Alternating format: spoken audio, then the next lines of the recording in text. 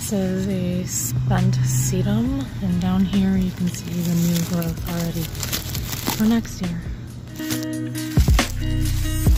So all these stems can be broken off.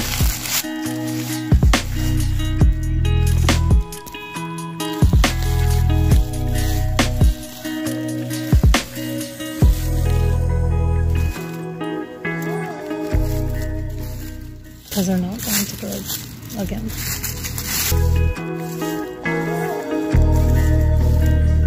New rosettes for next year. Deadheading sedum late spring.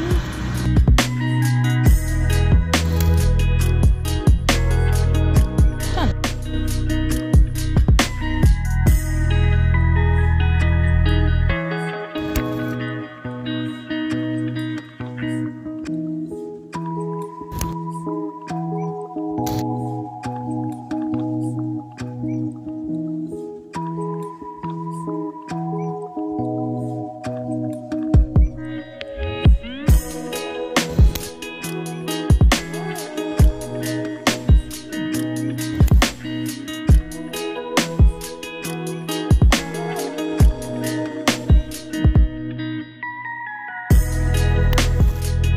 And before you know it,